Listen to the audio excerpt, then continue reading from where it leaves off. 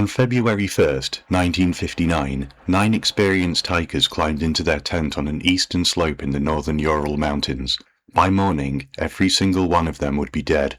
This is the story of the Dyatlov Pass incident, one of the most disturbing and mysterious cases in modern history. In late January of 1959, a group of 10 students from the Ural Polytechnic Institute set off on a skiing expedition to Ural Mountains.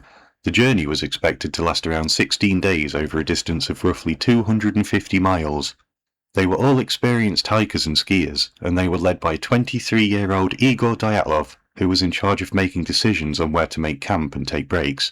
January 27th was the first night they spent in the wilderness, and the next day, the 10th member of the group, a Yuri Yudin, turns back due to illness, leaving him as the only survivor of the expedition. After a successful start and making it through 5 nights in the mountains, the remaining group of 9 found themselves on the slope of Ural Mountain, which, to the native Masi people, translates as Dead Mountain. It was late in the evening on February the 1st, and the weather was quickly turning into a blizzard, so they made the decision to camp there instead of trying to make it into the more sheltered valley further down the slope. But this would be their last decision, where everything went wrong and not a single one of them would survive to see the sunrise. Sometime during the night, something happened. Something so sudden, so terrifying, that 9 experienced hikers cut their way out of their tent from the inside, directly through the fabric. It looked as if something had entered the tent through the door, and scared the hikers enough that they cut themselves out through the side instead of facing whatever could have been in the doorway. The group only had one large canvas tent, big enough for all of them to sleep side by side to share warmth. When they cut their tent open and fled, they left behind all their gear, including 9 pairs of boots, and ran into the minus 25 degrees Celsius weather in the clothes they slept in. After fleeing their tent, the group started running across the frozen mountainside to escape whatever it was they saw, and for some unknown reason they split into 2 groups. All 9 died during the night, but some of them in seemingly impossible circumstances. When the group didn't check in after their planned return date, their families and friends quickly reported them missing and a search was mounted. It took several weeks for the search teams to find them due to the weather and the remoteness of the site, but what they found was both baffling and terrifying. The tent was still there, partially buried in snow, slashed open from within. Tracks led away from the tent, as if the group were running downhill towards a patch of forest nearly a mile away.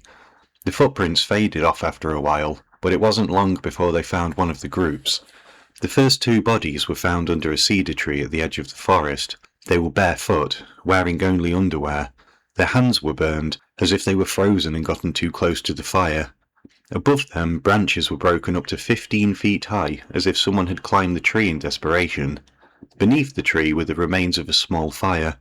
They had tried to survive, but couldn't last long with what they were wearing.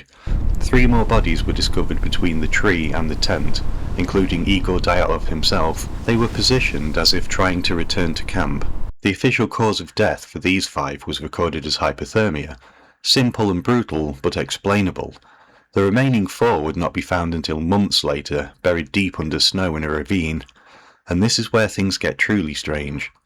When investigators uncovered the last 4 bodies, they found injuries that didn't match a simple freezing death. 1 had a fractured skull and 2 had crushed ribs.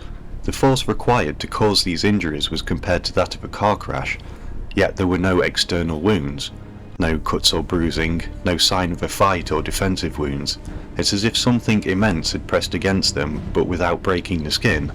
One victim, Ludmila Dubinina, was missing her tongue and part of her lips. Also, soft tissue from her face was gone. The single strangest detail was that one of the victims had high levels of radiation on their clothing, something that cannot be produced in nature or by accident.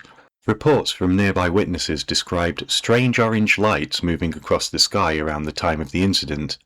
The official cause of death for the hikers was recorded as being due to a compelling natural force.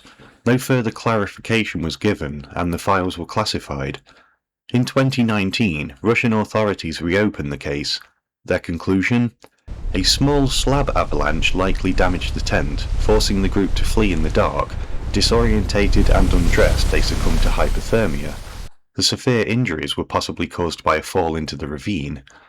The problem with this is that there was no clear signs of a major avalanche at the site, and the slope angle was relatively mild, leaving many to doubt this explanation.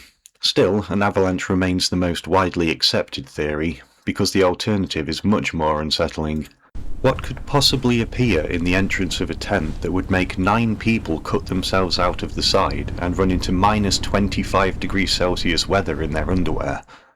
Bears would be deep in hibernation during this time, and there was no evidence that a bear was anywhere near them. What could have caused the extreme injuries to the group found in the ravine, and most strange of all, there was no explanation for the radiation on only one of the hikers. Theories include everything from aliens to yetis to secret military tests, but these are the usual things thrown around when something can't be explained. There was the mention of orange lights moving across the sky on the night of the incident, but these are nothing more than minor, unverified claims.